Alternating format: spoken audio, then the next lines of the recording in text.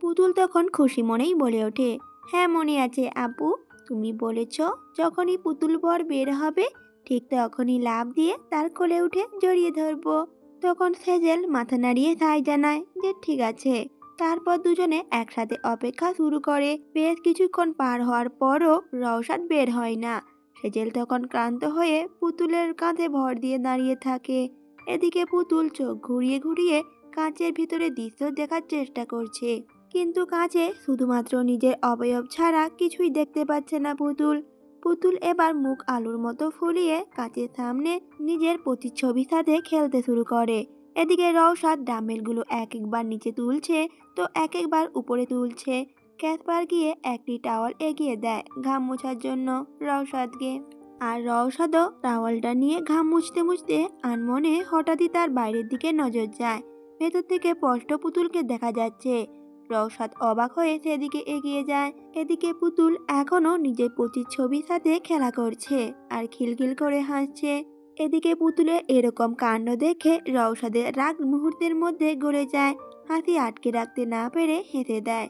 এতক্ষণ ধরে যে রওশাদের রাগ কমেনি তা কিছু মুহূর্তের জন্য শেষ হয়ে যায় পুতুলের কিউটনেস দেখে। কিছুক্ষণ পর রওশাদ চল শক্ত করে বাইরে বেরিয়ে আসে। আর রওশাদের পেছনে পেছনে জায়েদ এবং ক্যাসপারও বেরিয়ে আসে। রওশাদকে বের হতে দেখে পুতুল সেজেল ছুটে আসে তার সামনে, কিন্তু রওশাদ কাউকে পাত্তা না দিয়েই চলে যায় সেখান থেকে। যা দেখে পুতুল আবারও ঠোঁট ফুলিয়ে নিঃশব্দে কেঁদে ওঠে।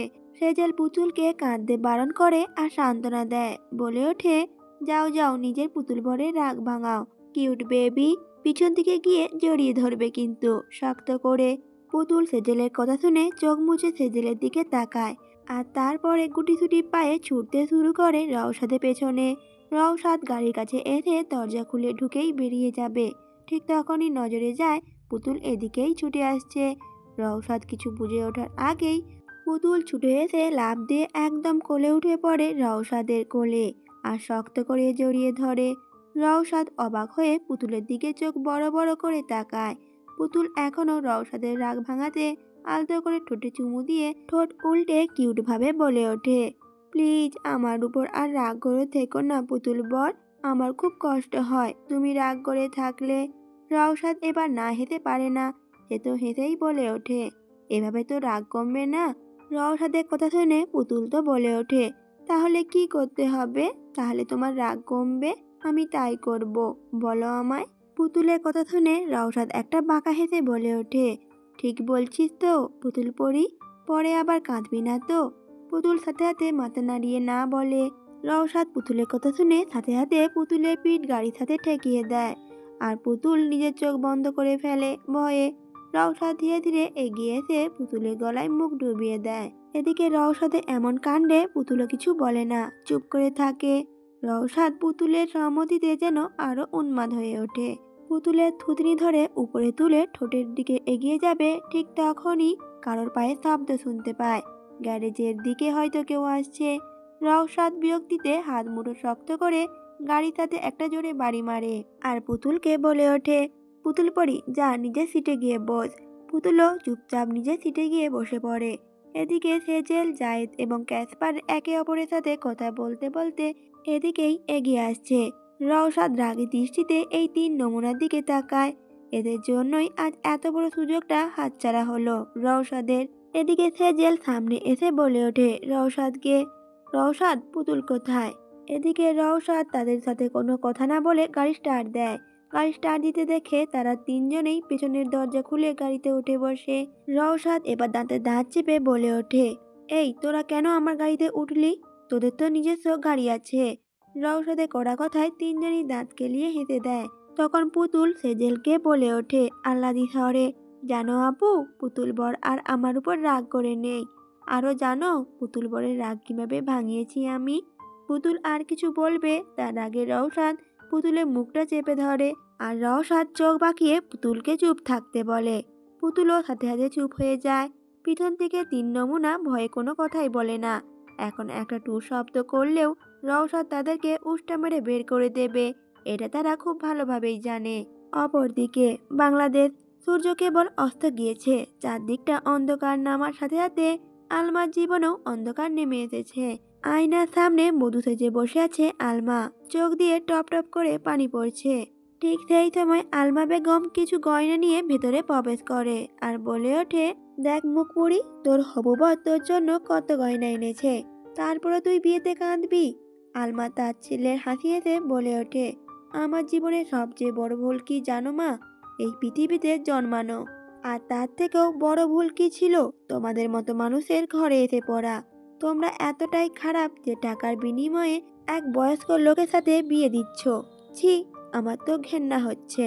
আলমার কথায় আলো বেগম কোনো ভ্রুক্ষেপই করে না, মুখ বাঁকিয়ে বিদ্রুপ স্বরে বলে ওঠে, তোকে যে খাইয়ে পরিয়ে বাঁচিয়ে রেখেছি এটাই তো অনেক, আর কোনো তামাশা না। তোর বাবা বিয়ের সব বন্দোবস্ত করে ফেলেছে। এই গয়নাগুলো পরে রেডি হয়ে নে, কিছুক্ষণ পরেই তোকে নিতে আসছি। কথাটা বলেই আলো বেগম বেরিয়ে যায় রুম থেকে। রুমের বাইরে ড্রয়িং রুমে বসে আছে আলমার বাবা আমজাদ সাহেব, আর তার ঠিক পাশেই বসে আছে হারুক মিয়া। বয়স্ক এই হারুক মিয়া সাথেই টাকার বিনিময়ে আলমার বিয়ে ঠিক করা হয়েছে। তারা দুজনে কথা বলছে, ঠিক সেই সময় হন্তদন্ত হয়ে ছুটে আসে আলো বেগম আর বলে ওঠে বেশ ঘাবড়িয়ে, সর্বনাশ হয়ে গিয়েছে, আলমা রুমে নেই, ব্যালকনি থেকে পালিয়ে গেছে। কথাটা শোনা মাত্রই আমজাদ সাহেব এবং হারুক মিয়া হন্তদন্ত হয়ে উঠে দাঁড়ায়। হারুক মিয়া তো রেগে মেগে নিজের সাথে আনা 20 লাখ টাকা নিয়ে বেরিয়ে যায়। মেয়ের কোনো অভাব নেই, কারণ এই টাকা দিয়েই অন্য মেয়েকে সে কিনবে। আর টাকা নিয়ে চলে যাওয়ায় আমজাদ সাহেব মাথায় হাত দিয়ে বসে পড়ে আর আলো বেগম দাঁত কটমট করে বলে ওঠে, কোথায় যাবে ও? সেই তো পেটের দায়ে এখানেই আসতে হবে, তখন ও পালিয়ে যাওয়ার শখ আমি ঘুচিয়ে দেব। ঘন অন্ধকার শুনশান রাস্তা দিয়ে দৌড়ে যাচ্ছে আলমা, গন্তব্য কোথায় সে নিজেও জানে না, তাও সে ছুটতেই থাকে। আজ কোনো বাধা তাকে হার মানাতে পারবে না। হঠাৎ একটি কালো গাড়ি এসে আলমার সামনে এসে দাঁড়ায়। আলমা কিছু বুঝে ওঠার আগেই কতগুলো কালো স্যুট পরিহিত লোক এসে সবাই জড়ো হয়ে আলমাকে গাড়িতে তোলে আর আলমা বাঁচার জন্য চিৎকার করে। তবে ঘন শুনশান রাস্তায় তার চিৎকার কেউ শুনতে পায় না। তারপর সেই লোকগুলো কিছু একটা গন্ধ ছোঁয়ায়, তারপর ধীরে ধীরে চোখ বন্ধ হয়ে যায় আলমা। কিছুক্ষণ পর ধীরে ধীরে চোখ মেলে তাকায় আলমা। চারিদিকে অন্ধকার, হাত পা শক্ত করে চেয়ারের সাথে বাঁধা আলমা। শুধু ঘরের মাঝখানে হালকা আলো আছড়ে পড়ছে, সেই আলোয় দৃশ্যমান হয়ে ওঠে এক ছায়া মানবের। আর সেই হালকা ছায়া মানবকে দেখে ভয় পেয়ে যায় আলমা। ভয়ে ভয়ে বলে ওঠে, কে কে কে তুমি? ওপাশ থেকে একটি পুরুষালী মৃদু কণ্ঠ ভেসে আসে, আমি AMG। আলমা সাথে সাথেই বলে ওঠে লোকটিকে, কি চাই তোমার? আর আমাকে এভাবে ধরে এনেছো কেন? তখন অপর পাশে লোকটি বলে ওঠে, আমি কি চাই সেটা তোমার না জানলেও চলবে। তার আগে তুমি এটা বলো, তুমি রওশাদকে নিজের করে পেতে চাও কি না, তাহলে আমি তোমাকে সাহায্য করতে পারি। AMD কথা শুনে আলমা অবাক হয়ে যায়, বলে ওঠে, তুমি কেন আমাকে সাহায্য করতে চাইছো? আর আমাকে সাহায্য করে তোমার লাভ কি? তখন AMD হেসে হেসে বলে ওঠে, লাভ ছাড়া AMD কিছুই করে না। তোমার সাথে ডিল হচ্ছে, তোমার লাভ রওশাদ আর আমার লাভ সেহেনাজ পরিবারের ধ্বংস। আলমা তো সাথে সাথে বলে ওঠে, আমি কিভাবে তোমাকে বিশ্বাস করব যে তুমি আমাকে সাহায্য করবে? তখন AMD সুইজারল্যান্ডের ভিসা পাসপোর্ট আলমার হাতে ছুঁড়ে মারে। ঘরে মৃদু আলোতে আলমা সেটা স্পষ্ট দেখতে পায়। AMD শক্ত কণ্ঠে বলে ওঠে আলমাকে, এখন সিদ্ধান্ত তোমার হাতে। আমার কথা মতো চললে রওশাদকে হাসিল করতে পারবে, আর তা না হলে আমার হাতেই মরতে হবে। কথাটা বলেই AMD উচ্চস্বরে হেসে ওঠে। আলমা কিছুক্ষণ ভেবে বলে ওঠে, আচ্ছা ঠিক আছে, আমি রাজি, কিন্তু তুমি তোমার কথা রাখবে আর রওশাদকে আমার করে দেবে। সুইজারল্যান্ডে রাত 8:30। রওশাদ পুতুলকে নিয়ে বাড়ি চলে আসে। মিস বেগেন যা অনেক আগেই বাড়ি চলে গিয়েছে নিজের কাজ সেরে। পুতুল অনেকক্ষণ বাইরে থাকায় পুতুলের ভীষণ ঠান্ডা লেগে গিয়েছে, ফলে একের পর এক হাঁচি দিয়েই যাচ্ছে। নাকের ডগা লাল টুকটুকে হয়ে গেছে। রওশাদ পুতুলের কাছে এসে দুহাত ধরে চিন্তিত স্বরে বলে ওঠে, পুতুল পড়ি, তোর তো প্রচন্ড ঠান্ডা লেগে গিয়েছে। পুতুল তখন নাকটা দলতে দলতে বলে ওঠে, এখানে খুব ঠান্ডা তো তাই।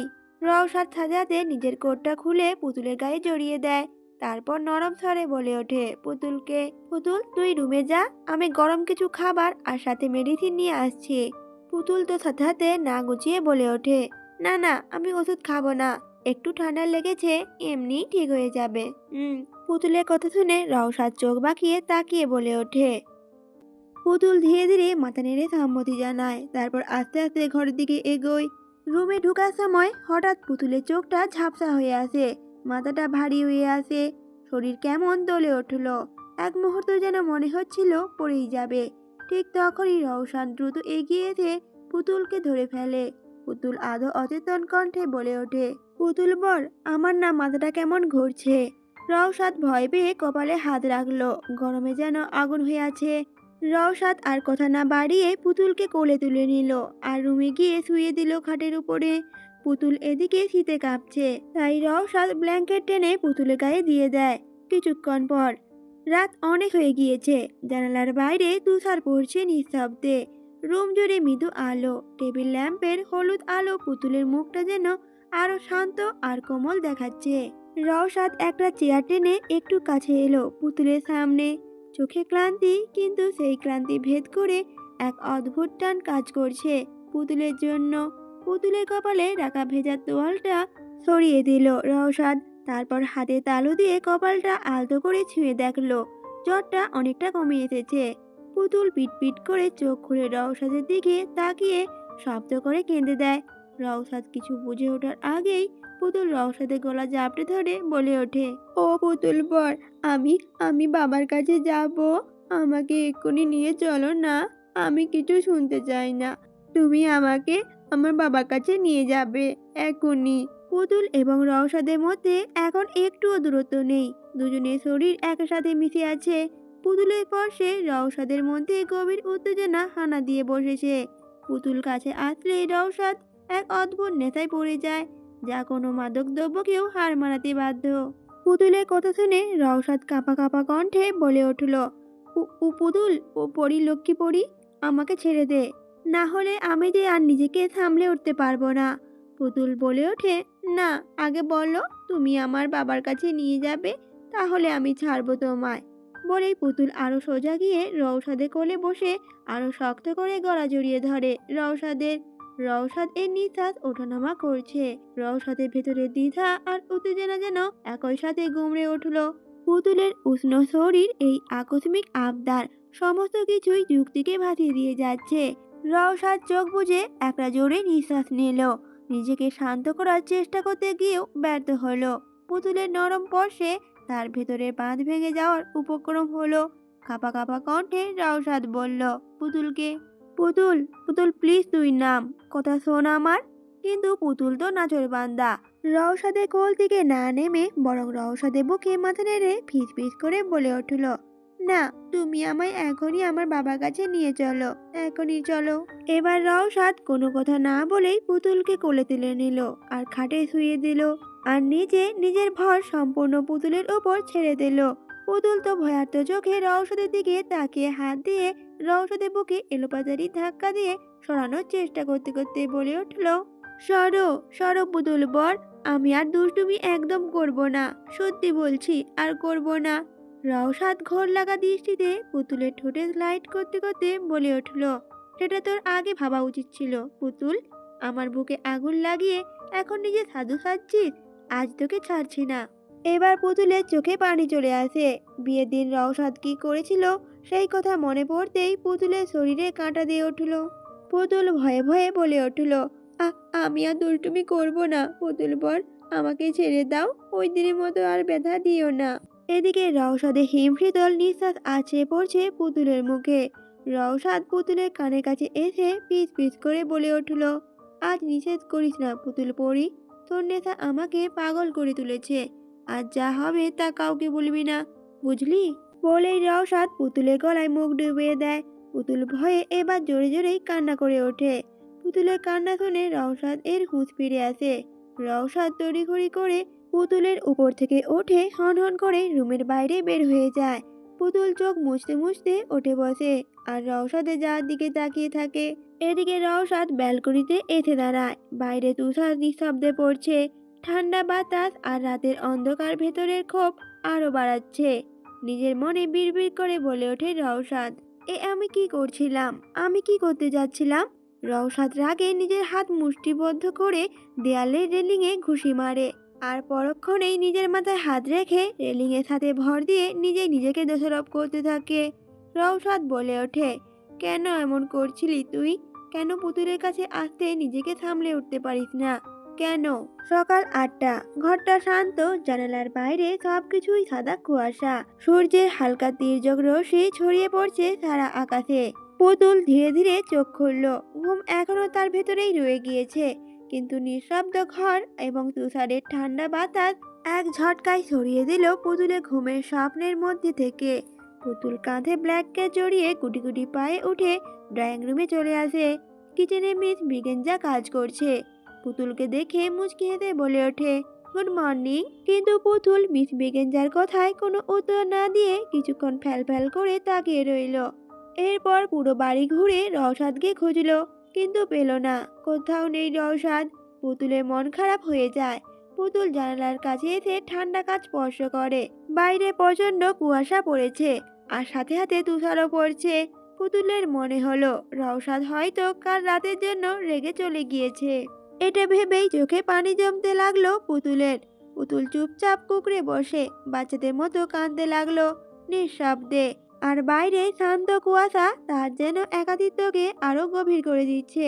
পুতুল কাঁদতে কাঁদতে ফিস ফিস করে বলে উঠল, নিশ্চয়ই পুতুল বর আমার উপর রাগ করেছে। কথাটা বলেই পুতুল উপরের দিকে তাকিয়ে জোরে জোরে কাঁদতে লাগলো। কান্নার শব্দে মিস বেগেঞ্জা ছুটে এলো। নিজস্ব ভাষায় জিজ্ঞেস করলো পুতুলকে, কি হয়েছে, তুমি কাঁদছো কেন? মিস বেগেঞ্জার কোনো কথাই পুতুল বুঝতে পারে না। অপরদিকে মিস বেগেঞ্জাও পুতুলের কোনো কথাই বুঝতে পারে না। তাই কোনো উপায় না পেয়ে মিস বেগেঞ্জা গুগল ট্রান্সলেশন বের করে জিজ্ঞেস করে পুতুলকে, কি হয়েছে তোমার, কাঁদছো কেন? পুতুল মোবাইল থেকে বাংলা ট্রান্সলেশনের কথাগুলো শুনে চোখ মুছে উত্তর দেয়, আমার পুতুল বর কোথায়? মিস বেগেঞ্জাও বুঝতে পারে পুতুল বল বলতে হয়তো রওশাদকে বুঝিয়েছে। মিস বেগেঞ্জা উত্তর দিল, সে তো ভার্সিটিতে গিয়েছে। কেন, তুমি জানো না রওশাদ যে একজন ভার্সিটির ফিজিক্স প্রফেসর? পুতুল ভার্সিটি কি সেটা বুঝে উঠতে পারে না। তাই মিস বেগেঞ্জা আশ্বাস দিয়ে বলে ওঠে, কোনো ব্যাপার না, আমি যাওয়ার পথে তোমাকে ভার্সিটির সামনে নামিয়ে দিয়ে যাব। মিস বেগেঞ্জার কথা শুনে পুতুলের চোখ খুশিতে চকচক করে ওঠে।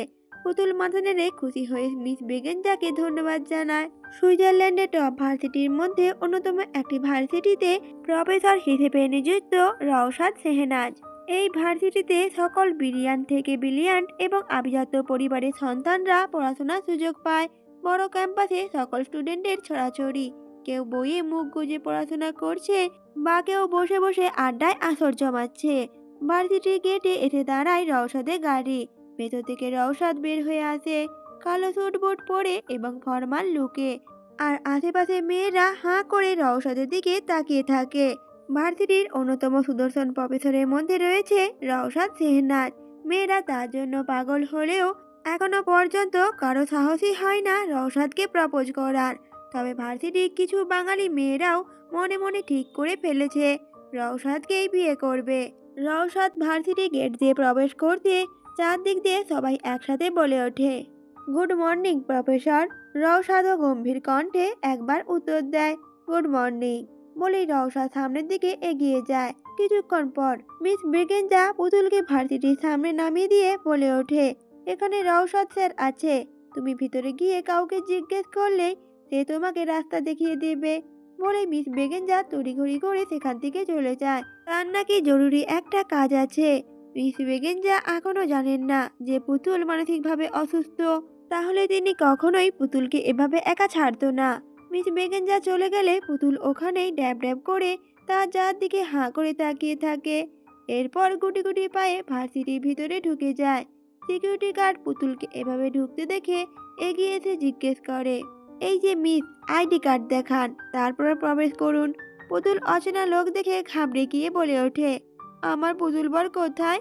আমি পুতুল বরের কাছে যাব। সিকিউরিটি গার্ড পুতুলের কথা বুঝে উঠতে পারে না। মনে করে মেয়েটা হয়তো পাগল, আজে বাজে বকছে। ভেবেই তিনি পুতুলকে বের করে দিতে থাকে। পুতুল দিক বেদিক না পেয়ে বলে ওঠে, আমি আমি রওশাদ ভাইয়ের সাথে দেখা করব। আমাকে প্লিজ নিয়ে চলুন। এদিকে বেশ দূরে দাঁড়িয়ে কিছু মেয়ে এতক্ষণ ধরে একে অপরের সাথে আড্ডা দিচ্ছিল। তাদের মধ্যে প্রিয়া নামের এই মেয়েটি বাঙালি, এক কথায় রওশাদের প্রেমে পাগল।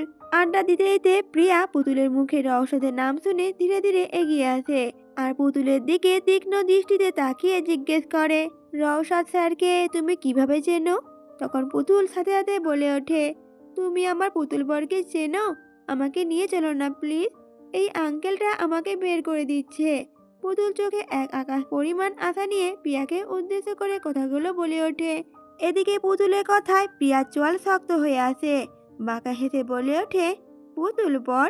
রওশাদ স্যার তোমার পুতুল বর কি করে হয়? প্রিয়ার পাশ থেকে প্রিয়ার বেস্ট ফ্রেন্ড নীলা বিদ্রুপ কণ্ঠে বলে ওঠে, আরে দেখছিস না মেয়েটা পাগল, তাই যা ইচ্ছে তাই বলছে। এসব মেয়ে এমনই হয়, পাগল হয়ে ছেলেদের গলায় ঝুলে পড়ার ইচ্ছে তাদের শিরায় শিরায় আছে। প্রিয়া এবার তীক্ষ্ণ চোখ করে পুতুলের দিকে তাকায়। পুতুল এদের কারোর কথা বুঝে উঠতে পারছে না। পুতুল কিছুক্ষণ এদিক ওদিক তাকিয়ে আবারও প্রিয়াকে বলে ওঠে, আপু, আমার পুতুল বর কোথায় তুমি জানো? আমাকে পুতুল বরের কাছে নিয়ে চলো না। প্রিয়া তখন ক্ষিপ্ত ধরেই বলে ওঠে পুতুলকে, কে তোর পুতুল বর? হ্যাঁ, কে তোর বর? প্রিয়ার প্রশ্নে পুতুল মনে মনে ভাবে, পুতুল বর বললে হয়তো তাকে কেউ চিনতে পারবে না, তাই নাম বলতে হবে। পুতুল তাই ভাঙা ভাঙা শব্দে বলে ওঠে, আমার আমার পুতুল বরের নাম রওশাদ। রওশাদ, তোমরা তাকে চেনো না? অনেক লম্বা, দেখতে একদম আমার পুতুল বরের মতো সুন্দর। পুতুলের কথা শুনে প্রিয়ার রাগ যেন তরতর করে বেড়ে যায়। প্রিয়া মুচকি হেসে পুতুলকে বলে ওঠে, হ্যাঁ যাবো তো, তোকে পুতুল বরের কাছেই নিয়ে যাব। তো চল, আমার সাথে চল। পুতুলও খুশি মনে মাথা নাড়ায়। প্রিয়া পুতুলের কাঁধে হাত রেখে পুতুলকে ভেতরে নিয়ে আসে। ভার্সিটি ক্যাম্পাস পেরিয়ে পুতুলকে নিয়ে ক্যাম্পাসের পেছনে পরিত্যক্ত একটা বাস্কেটবল গ্রাউন্ডে আসে। পুতুল চারিদিকে একবার তাকিয়ে জিজ্ঞেস করে, আমার পুতুল বর কোথায়? এখানে তো নেই। প্রিয়া তখন পুতুলের কাঁধে হাত রেখে বলে ওঠে, এই মেয়ে, পুতুল বল বলা বন্ধ কর। আয়, তোর সাথে একটা ম্যাচ বাস্কেটবল খেলি। কথাটা বলেই একটা বাস্কেটবল নিয়ে পুতুলের গায়ে ছুঁড়ে মারে। এদিকে সেই বাস্কেটবলটা পুতুলের গায়ে এসে লাগে। পুতুল ব্যথায় জোরে কান্না করে দেয়। কান্না করতে করতে বলে ওঠে, তুমি আমাকে কেন মারছো? আমি তোমার কি ক্ষতি করেছি? আমাকে আমার পুতুল বরের কাছে নিয়ে চলো। তখন প্রিয়া একটা শয়তানি হাসি দিয়ে পুতুলের সামনে এসে একের পর এক থাপ্পড় মারে পুতুলের গালে। পুতুলের গাল লাল টুকটুকে হয়ে যায়। কেঁদে কেঁদে আকুতি স্বরে বলে ওঠে পুতুল, আমাকে কেন মারছো তোমরা? আমি কি করেছি? ছেড়ে দাও আমাকে। তো সাহস কি করে হয় আমার রওশাদ স্যারকে নিয়ে পুতুল বর বলার? কোথাকার কোন পাগল মেয়ে এসেছে রওশাদ স্যারকে ইমপ্রেস করতে? তোর মতো রাস্তার মেয়েদিকে রওশাদ স্যার কখনোই ফিরে তাকাবে না। কথাটা বলেই পুতুলের গালে একটা সজোরে থাপ্পড় মেরে দিল প্রিয়া। গালে চড় খেয়ে পুতুল ব্যথায় ডুকরে কেঁদে ওঠে। প্রিয়া নিজের বান্ধবীকে ইশারা করে ওঠে। সবাই মিলে পুতুলকে ধরে ভার্সিটির গেটের বাইরে ছুঁড়ে মারে। পুতুল পড়ে গিয়ে হাতে কনুইয়ে ভীষণ রকমের ব্যথা পায়, ফলে জোরে জোরে কাঁদতে থাকে। তখন গেটের আশেপাশে কেউ ছিল না, শুধুমাত্র সিকিউরিটি গার্ড ছাড়া। ভদ্রলোক পুতুলের এই অবস্থা দেখে ছুটে এসে নিজের ভাষায় বলে ওঠে, আমি আপনাকে আগেই নিষেধ করতে চেয়েছিলাম। যখন রওশাদ স্যারের নাম আপনার মুখে শুনেছি, তখন চেয়েছিলাম আপনাকে নিয়ে যেতে তার কাছে। তবে তা হওয়ার আগে আপনি ওই মেয়েগুলো নজরে পড়েছেন। আচ্ছা, আপনি একটু অপেক্ষা করুন, আমি রওশাদ স্যারকে এক্ষুনি ডেকে আনছি। কথাগুলো বলে লোকটি ভিতরে চলে যায় রওশাদ স্যারকে ডাকার জন্য। এদিকে পুতুল তার যার দিকে তাকিয়ে আছে পানি ভরা চোখে, কারণ পুতুল সিকিউরিটি গার্ডের কোনো কথাই বুঝে উঠতে পারেনি। পুতুল এবার চোখ মুছে উঠে দাঁড়ালো। বিশাল ভার্সিটির দিকে তাকিয়ে মুখ ভেঙচি কেটে বলে উঠল, একটা পচা স্কুল! যেমন এখানকার লোকগুলো পচা, তেমন স্কুলটাও পচা। আর আসবো না এখানে। কথাটা বলেই পুতুল দৌড়ে চলে যায়। দৌড়াতে দৌড়াতে মেন রাস্তায় চলে আসে। আশেপাশে এত গাড়ি ঘোড়া দেখে পুতুল বেশ ভয় পেয়ে যায়। দিক বিদিক হয়ে রাস্তার মাঝে চলে আসে। আশেপাশে গাড়ির ড্রাইভাররা জোরে জোরে হর্ন বাজাতে বাজাতে ইংরেজিতে পুতুলকে অনেক কথা শোনাতে থাকে। এদিকে পুতুল তাদের কোনো শব্দই বুঝে উঠতে পারে না। তার উপর এত লোক, এত গাড়ি, এত শব্দের জন্য পুতুল টমাটাইজ হয়ে কান দুটো ধরে চেপে ধরে কাঁদতে লাগে বসে বসে। সিকিউরিটি গার্ডের কথা শুনে রওশাদ বুঝতে পারে হয়তো পুতুল এসেছে এখানে। রওশাদ চিন্তিত হয়ে তড়িঘড়ি করে সিকিউরিটি গার্ডের সাথে মেন গেটে চলে আসে, কিন্তু সেখানে পুতুল নেই। রওশাদ চারিদিকে তাকিয়ে পুতুলকে খুঁজতে থাকে, কিন্তু পায় না। পায় শুধু নিচে পড়ে থাকা একটা পুতুল। তখন সিকিউরিটি গার্ডই রওশাদকে বলে ওঠে, স্যার, মেয়েটা এক্ষুনি এখানেই ছিল, এখানে বসেই কাঁদছিল। বললাম এখানে অপেক্ষা করতে, হয়তো ওই মেয়েগুলো আবারও মেয়েটাকে নিয়ে গেছে গুলি করার জন্য। রওশাদ সিকিউরিটির কথাটা শুনেই স্তব্ধ হয়ে যায়। সিকিউরিটি গার্ডের কলার চেপে ধরে জিজ্ঞেস করে ওঠে, কোন মেয়েগুলোর কথা বলছেন আপনি? আর আবার বুলি করেছে মানে? কোথায় নিয়ে গেছে তাকে? সিকিউরিটি গার্ডটি এবার একটু ইতস্তত বোধ করে সবকিছু রওশাদকে খুলে বলল। রাগে রওশাদের হাতের মুঠো শক্ত হয়ে যায়।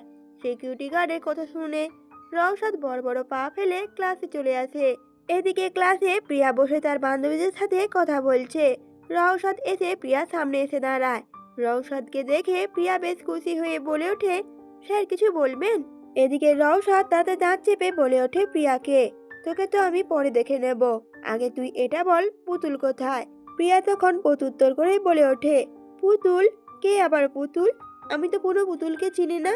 প্রিয়ার কথাটা শেষ হওয়ার সাথে সাথে রওশাদ প্রিয়ার গালে কষিয়ে একটা থাপড় বসিয়ে দেয়। প্রিয়া গালে হাত দিয়ে অবাক হয়ে তাকিয়ে থাকে রওশাদের দিকে। আশেপাশের সকল স্টুডেন্টরাও অবাকে হয়ে তাকিয়ে আছে রওশাদের দিকে। রওশাদের চোখ দুটো রক্তিম বর্ণ ধারণ করেছে। প্রিয়া ভয়ে থরথর করে কাঁপছে। থাপ্পড়টা এত জোরে পড়েছে যে প্রিয়ার মাথা পর্যন্ত ঘুরছে। রওশাদ দাঁতে দাঁত চেপে আবারও বলে ওঠে প্রিয়াকে, আই ওয়ান্ট ইউ। বল পুতুল কোথায়? কি করেছিস ওর সাথে তুই? প্রিয়া তখন কাঁপা কাঁপা কণ্ঠে বলে ওঠে, আমি সত্যি বলছি স্যার, আমি জানতাম না ওই মেয়েটা সত্যি আপনার আত্মীয় হয়। এখন মেয়েটা যে কোথায় আমি তাও জানি না। কথাটা শোনা মাত্রই রওশাদ প্রচন্ড ক্ষিপ্ত হয়ে মারতে যায় প্রিয়াকে। কিন্তু এবার সিকিউরিটি গার্ড তার হাত ধরে বলে ওঠে, স্যার এখন এসবের সময় নেই, আপনি মেয়েটাকে আগে খুঁজে বের করুন, কোথায় আছে কে জানে। সিকিউরিটি গার্ডের কথা শুনে শান্ত হয়ে যায় রওশাদ। প্রিয়াকে উদ্দেশ্য করে বলে ওঠে, আমি তোমাকে পরে দেখে নেব, তুই কি করে এই ভার্সিটিতে টিকে থাকিস তা আমি দেখে নেব। কথাটা বলেই রওশাদ নিজের কোটের হাতা গোটাতে গোটাতে হন হন করে বেরিয়ে যায় ক্লাসরুম থেকে। এদিকে প্রিয়া কাঁদতে কাঁদতে ভয়ে সেখানেই দাঁড়িয়ে থাকে। রাস্তাটা পুরো শুনশান, আশেপাশে কোনো গাড়ি ঘোড়া বা মানুষের ছিটেফোঁটাও নেই। মেন রাস্তা থেকে লোকজনের বকা শুনে পুতুল দৌড়ে সেখান থেকে চলে আসে। তবে এখন রাস্তা হারিয়ে ফেলেছে। এখন পুতুল রাস্তায় বসে হাঁটুতে মুখ গুজে কান্না করতে করতে বলে ওঠে, কোথায় তুমি পুতুল বর? আমাকে নিয়ে যাও না এখান থেকে, আমার খুব কষ্ট হচ্ছে। কিছুক্ষণ পর পুতুল আবার চোখের পানি মুছে উঠে দাঁড়ায় আর ছুটতে শুরু করে রাস্তার মাঝ বরাবর। উদ্দেশ্য ঠিক যেভাবে দৌড়ে রাস্তা হারিয়ে ফেলেছে সেভাবেই দৌড়ে রাস্তা খুঁজে পাবে। এখন অবুঝ পুতুলের মাথায় এটাই বুদ্ধি খেলেছে। হঠাৎ শুনশান রাস্তা বুক ছেড়ে একটি গাড়ি হাই স্পিডে আসতে থাকে। একটু হলেই পুতুলকে ধাক্কা মারত। তবে পুতুল কোনো মতে লাফ দিয়ে রাস্তার পাশে মুখ থুবড়ে পড়ে আছে। এবার পুতুলের পায়ে ব্যথা পায়। পুতুল ফুপিয়ে কাঁদতে কাঁদতে নিজের পা দেখতে থাকে। সব জায়গায় রক্ত জমে আছে তার। গাড়ির ভেতরে বসে আছে একজন সুদর্শন যুবক। দেখেই বোঝা যাচ্ছে ছেলেটি বাংলাদেশি। গাড়ির ভিতরে থাকা ছেলেটি বিরক্ত হয়ে টাকা নিয়ে বের হয়। বিদেশের রাস্তায় একটি কমন বিষয়, গাড়ির সামনে কেউ অ্যাক্সিডেন্টে অভিনয় করে এভাবে টাকা দাবি করা হয়। ছেলেটি মনে করে এই মেয়েটাও হয়তো টাকা দাবি করতেই এগুলো করেছে, তাই টাকাগুলো পুতুলের দিকে ছুঁড়ে মারে। হঠাৎ নিজের পাশে এতগুলো টাকা পড়ে থাকতে দেখে পুতুল অবাক হয়ে যায়। মাথা নিচু করে এক এক করে সব টাকাগুলো সুন্দর করে গুছিয়ে নিয়ে গুটি গুটি পায়ে ছেলেটির দিকে এগিয়ে আসে। অচেনা একটা লোককে দেখে পুতুল ভীষণ ভয় পায়। কোনো মতে জামা শক্ত করে মনে একটা সাহস জুগিয়ে টাকাগুলো ছেলেটির দিকে এগিয়ে দিয়ে বলে ওঠে, আঙ্কেল তোমার টাকাগুলো পড়ে গিয়েছে, এই নাও তোমার টাকা।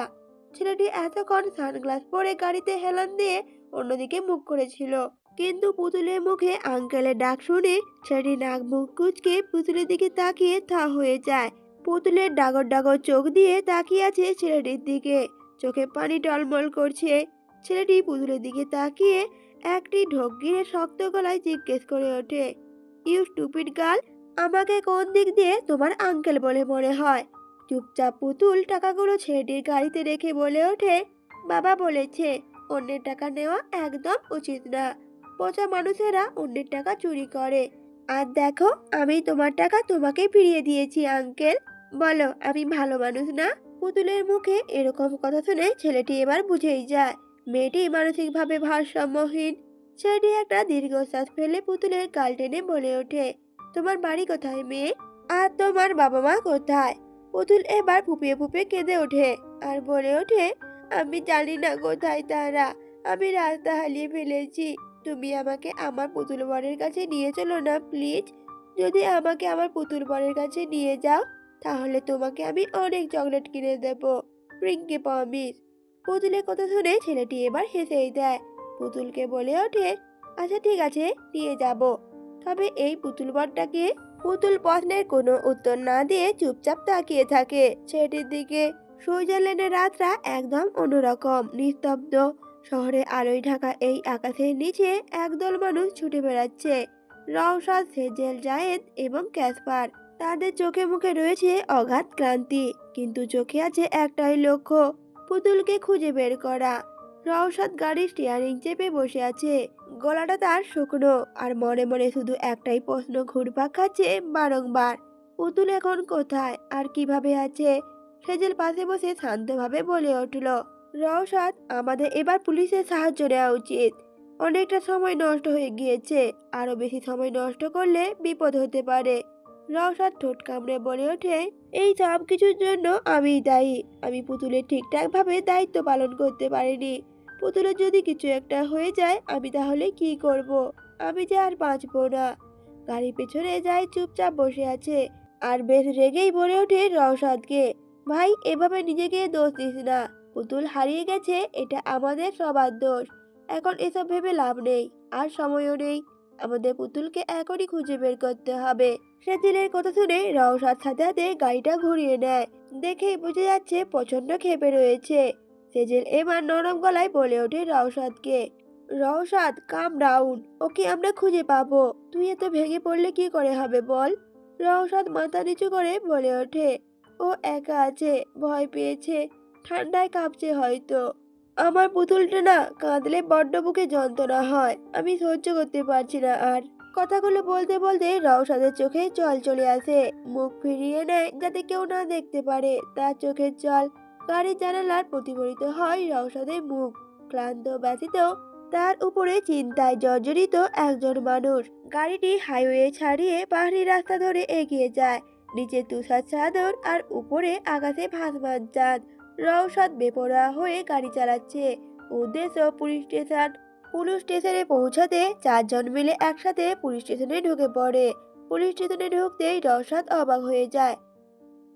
রওশাদ কিছু বুঝে ওঠার আগে পুতুল ছুটে এসে রওশাদের কোলে ঝাঁপিয়ে পড়ে। পুতুলকে পেয়ে রওশাদের দেহে যেন প্রাণ ফিরিয়ে আসে। পুতুল শক্ত করে রওশাদের গলা জড়িয়ে কান্না করে মৃদু স্বরে, আর বলে ওঠে, তুমি কোথায় ছিলে পুতুল বর? জানো, ওই পচা আপুগুলো আমাকে অনেক মেরেছে, অনেক পচা পচা কথাও বলেছে। তখন রওশাদ বলে ওঠে, চিন্তা করিস না পুতুল পরি, আমি তো এসে গেছি। এখন আর তোকে কেউ আঘাত করার সাহসও দেখাতে পারবে না। তাহলে তাকে আমি এই পৃথিবী থেকেই আউট করে দেব। পেছনে দাঁড়িয়ে আছে সেজেল, জায়েদ এবং ক্যাসপার, তাদের মুখে মুচকি হাসি। রওশাদের ভেতরে যে এত নরম পার্সোনালিটি আছে তা আগে কখনোই দেখেনি তারা। তবে রওশাদের এই নরম পার্সোনালিটি যে শুধুমাত্র পুতুলের জন্যই বরাদ্দ করা ভেবেই তিনজন মুচকি হেসে দেয়। পুলিশ স্টেশনের চারিদিকে চুপচাপ। এদিকে রওশাদ পুতুলকে এখনো জাপটে ধরে জড়িয়ে আছে, যেন ছেড়ে দিলেই পুতুলকে কেউ আলাদা করে দেবে। সামনে দাঁড়িয়ে তীক্ষ্ণ দৃষ্টিতে তাকিয়ে আছে এক ছেলে। ছেলেটি ধীরে ধীরে এগিয়ে আসে। রওশাদ কিছুটা অবাক হয়ে তাকায় ছেলেটির দিকে। পুতুল তখন রওশাদের দিকে তাকিয়ে বলে ওঠে, দেখো পুতুল বর, এই আঙ্কেলটা না আমাকে পুলিশের রাস্তা চিনিয়ে নিয়ে এসেছে। জানো, আমি রাস্তা হারিয়ে ফেলেছিলাম। রওশাদ এবার মুচকি হাসি দিয়ে ছেলেটির দিকে তাকিয়ে কৃতজ্ঞতা প্রকাশ করে। সেটি এখনো তীক্ষ্ণ দৃষ্টি নিয়ে রওশাদকে পর্যবেক্ষণ করছে। ছেলেটি একটা হাত এগিয়ে দিয়ে হ্যান্ডশেক করার উদ্দেশ্যে বলে ওঠে, মুরাদ জায়ান আমার নাম, তবে আপনি আমাকে এএমজি বলেও ডাকতে পারেন। রওশাদও এবার নিজের হাতটা এগিয়ে দিয়ে বলে ওঠে, রওশাদ শেহনাজ, আপনি আমাকে রওশাদ বলেই ডাকতে পারেন। আর ধন্যবাদ পুতুলকে বাঁচানোর জন্য। তখনই এএমজি বলে ওঠে, ধন্যবাদ দেওয়ার কি আছে, এটা তো আমার কর্তব্য ছিল। আর এতটুকুই আপনি এত ভেঙে পড়লে চলবে? সামনে হয়তো আরো বড় কিছু অপেক্ষা করছে আপনার জন্য। এএমডি কথাগুলো বেশ রহস্যময় হাসি হেসে বলে উঠল। রওশাদ চোখ ছোট ছোট করে অবাক হয়ে বলে উঠল প্রতি উত্তরে, মানে আপনি কি বলতে চাইছেন? তখন এএমডি বলে ওঠে, না তেমন কিছু নয়, আমি তো জাস্ট ফান করছিলাম। আপনি তো সিরিয়াসলি নিয়ে নিলেন। কথাটা বলেই এএমডি পুতুলের গালের দিকে হাত বাড়ায়, উদ্দেশ্য পুতুলের গাল টেনে আদর করবে। কিন্তু তার আগেই রওশাদ পুতুলের হাতটা টেনে ধরে তাকে পেছনে দাঁড় করায়, নিজের দাঁতে দাঁত চেপে বলে ওঠে, আমার ওয়াইফকে কেউ টাচ করুক সেটা আমার একদমই পছন্দ নয়। এএমডি বেশ অবাক হয়ে বলে ওঠে, ওয়াইফ? এতটুকু মেয়ে আপনার ওয়াইফ? রওশাদ তেরাভাবে বলে ওঠে, হ্যাঁ, এনি প্রবলেম?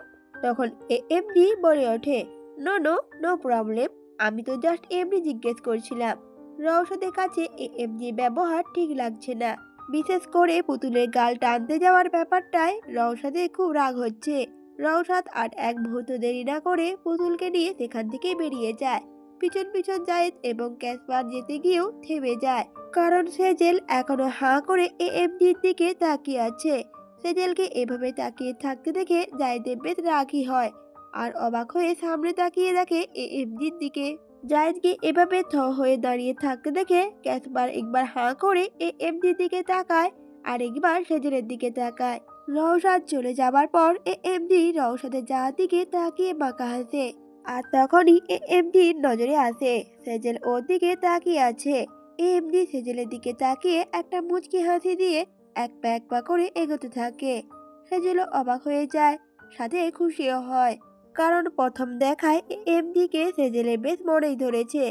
এএমজি সেজেলের সামনে এসে দাঁড়ালে জায়েদ রাগে কটমট করে সেজেলকে টেনে নিজের পেছনে লুকিয়ে ফেলে। এরপর অগ্নি চক্ষু নিয়ে এএমজির দিকে তাকায়। এএমজি একটা বিদ্রুপ হাসি দিয়ে বলে ওঠে, ওয়াও, এখানে দেখছি সবাই অনেক পজিটিভ পার্টনার, সবাই আমাকে নিয়ে জেলাস হচ্ছে, আই লাইক ইট। জায়েদ তখন কটমট করে বলে ওঠে এএমজিকে, ফালতু কথা বন্ধ করুন বুঝলেন, বাইরের মানুষ বাইরের মানুষের মতোই থাকুন। পেছন থেকে সেজেল বলে ওঠে, জায়েদ তুই এভাবে কেন কথা বলছিস ওনার সাথে? এটা কি ধরনের ব্যবহার? কথাটা বেশ রেগে সেজেল জায়েদের উদ্দেশ্যে বলে উঠল। অতি উত্তরে জায়েদ কোনো কথা না বলে সেজেলের একটা হাত ধরে হ্যাচকা টান দিয়ে সেখান থেকে নিয়ে যেতে শুরু করে, আর সেজেল পিছু ফিরে এএমজির দিকে তাকায়। এএমজি সেজেলের উদ্দেশ্যে একটু মুচকি হাসে। এবার ক্যাসপার মুখ ভেঙচি দিয়ে এএমজিকে উদ্দেশ্য করে বলে ওঠে, হাউ ইউ মাথা মোটা হাদারাম কভার ভর্তি, আমার বান্ধবী ললিতার থেকে ডিস্টেন্স মেনটেন করে চলবে। কথাগুলো বলেই ক্যাসপার মুখ বাঁকিয়ে সেখান থেকে চলে যায়।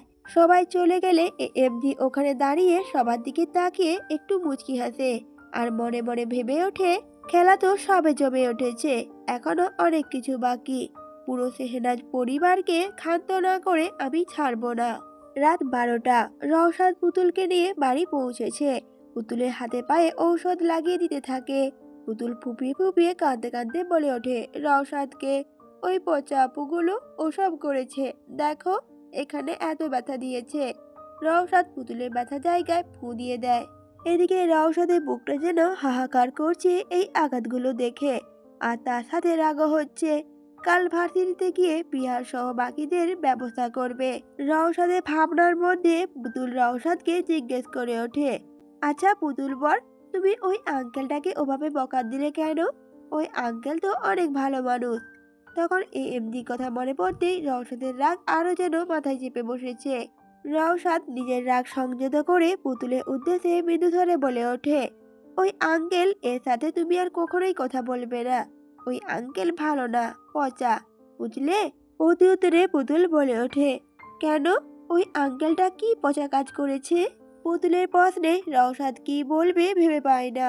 কিছুক্ষণ ভেবে বলে ওঠে, ওই আঙ্কেল পচা, কারণ আঙ্কেলটা আমার থেকে তোকে আলাদা করতে চায়, আর তোকে আমার থেকে কেড়ে নিতে চায়। রওশাদের কথা শুনে পুতুলের ভাবভঙ্গি মুহূর্তেই পরিবর্তন হয়ে যায়। পুতুল রাগী মুখে শক্ত কণ্ঠে বলে ওঠে দাঁতে দাঁত চেপে, তাহলে ওই আঙ্কেলকে আমি প্রাণে মেরে দেব। যে তোমাকে আমার কাছ থেকে আলাদা করতে চাইবে তাকেই আমি শেষ করে দেব। পুতুলের কথা শুনে রওশাদ কিছুটা অবাক হয়ে পুতুলের দিকে তাকিয়ে থাকে। পুতুলের এরকম রূপ এই প্রথমবার দেখলো রওশাদ। পরক্ষণেই রওশাদ মুচকি হেসে পুতুলকে বলে উঠল, পাগলি একটা, চিন্তা করিস না, তোকে আমার থেকে কেউ আলাদা করতে পারবে না। এখন তাড়াতাড়ি ঘুমিয়ে যা, কাল তোকে ডক্টরের কাছে যেতে হবে। কথাটা বলেই রওশাদ উঠে চলে যাওয়ার জন্য পা বাড়ায়। তবে পেছন থেকে পুতুল এসে রওশাদকে শক্ত করে জড়িয়ে ধরে। রওশাদ কিছুটা অবাক হয়ে যায়। তখন পুতুল মৃদু স্বরে বলে ওঠে রওশাদকে, পুতুল বল, আজকে তুমি আমার সাথে থেকে যাও না, আমার অনেক ভয় করছে। রওশাদ তখন পুতুলের হাত ছাড়িয়ে মৃদু হেসে পুতুলের দিকে তাকিয়ে কিছু একটা বলতে যাবে, তার আগেই পুতুল নিজের দুপা উঁচু করে রওশাদের গলা জড়িয়ে ধরে ঠোঁটে ঠোঁট বসিয়ে দেয় আর ছেড়ে দিয়ে বলে ওঠে, এবার তুমি আমার সাথে থাকবে তো পুতুল বল। রওশাদ বিস্ময়ে হাত দিয়ে নিজের ঠোঁটে স্পর্শ করে, তারপর পুতুলের দিকে তাকায়। পুতুল মুচকি হেসে দাঁড়িয়ে আছে। রওশাদ এবার একটানে পুতুলকে নিজের সাথে মিশিয়ে নেয়। পুতুলের মুখে পড়া চুলগুলো রওশাদ এক হাত দিয়ে আলতো করে সরিয়ে দিয়ে ফিসফিস করে বলে ওঠে পুতুলকে, পুতুল পড়ি। পুতুল সাথে সাথে বলে ওঠে, হুম। রওশাদ আবার বলে ওঠে, আর একটা দিবি। পুতুলও সাথে সাথে সম্মতি দেয়। পুতুলের সম্মতি পেয়ে রওশাদ আর কোনো কিছু না ভেবেই পুতুলকে পাশের দেয়ালে চেপে ধরে ঠোঁটে ঠোঁট মিশিয়ে দেয়। রওশাদ গভীরভাবে পুতুলকে চুম্বন করতে থাকে। পুতুলও চুপচাপ রওশাদের কাছে সায় দেয়। আর পুতুলের সম্মতি পেয়ে রওশাদ পাগলের মতো পুতুলের ঠোঁটে গাঢ়ভাবে চুমু খেতে শুরু করে। পুরো রুম নিস্তব্ধ শোনা যাচ্ছে, শুধুমাত্র দুজনের ভারী নিঃশ্বাসের শব্দ শোনা যাচ্ছে। রওশাদ ধীরে ধীরে পুতুলের কোমর দু হাত দিয়ে শক্ত করে জড়িয়ে ধরে গলায় মুখ ডুবিয়ে দেয়। আর এদিকে রওশাদের শীতল ছোঁয়া পেয়ে পুতুল কেমন কেঁপে ওঠে আর মুখ দিয়ে সংবেদনশীল শব্দ বেরিয়ে আসে। তাতে যেন রওশাদের উন্মাদনা আরো দ্বিগুণ বেড়ে যায়। পুতুল আর সহ্য করতে না পেরে ধীর কণ্ঠে বলে ওঠে রওশাদকে, আহ পুতুল বর, এবার থামো না। অতি উত্তরে রওশাদ বলে ওঠে, হুম, আজকে থামতে বলিস না পৌরি, আমি আজকে তোকে খুব করে চাইছি। প্লিজ আমার বুকে আগুন জ্বালিয়ে এভাবে আমাকে একা করে দিস না। এই কথাগুলো রওশাদ ফিসফিস করে বলে ওঠে পুতুলের কানের কাছে গিয়ে। আর পুতুলের কানের নরম লতিতে আলতো করে একটা বাইট করে। পুতুলও চুপচাপ রওশাদে এরকম উন্মাদনাকে সহ্য করছে। রওশাদ এবার পুতুলকে কোলে তুলে নিয়ে বিছানায় শুইয়ে দেয় আর নিজের শার্টের বাটন খুলতে শুরু করে একটা একটা করে। পুতুলকে বিছানায় শুয়ে দেওয়ার পর পুতুল ভয়ে বড় বড় শ্বাস ফেলতে থাকে। আর শ্বাস ফেরার সাথে সাথে বুকের ভাঁজগুলো ওঠানামা করছে, যা দেখে রওশাদের চোখে ফুটে উঠেছে অস্থিরতা। আর মনে জেগে উঠেছে আরো ভয়ানকভাবে পুতুলকে কাছে পাওয়ার আকুলতা। রওশাদ বেসামাল হয়ে আবারও আঁকড়ে ধরে পুতুলের ঠোঁট। ঠোঁট থেকে গলা, পুরো শরীর ছুঁয়ে দিতে থাকে নিজের ওষ্ঠজোড়া দিয়ে। পুতুলের চোখ দিয়ে টপ টপ করে পানি গড়িয়ে পড়ে। পুতুল আবারও বলে ওঠে রওশাদকে, উফ পুতুল বর, এবার ছাড়ো তুমি। রওশাদের ভাবভঙ্গির কোনো পরিবর্তন হলো না এতে। রওশাদ উন্মাদের মতো পুতুলের গলা, ঘাড়ে ভালোবাসা পরশ ছুঁয়ে দিচ্ছে। রওশাদ এবার একটানে পুতুলের পরনের জামাটা খুলে নেয়। পুতুল অবাক হয়ে যায় তা দেখে আর বলে ওঠে রওশাদকে, পুতুল বর, এটা কি করলে তুমি?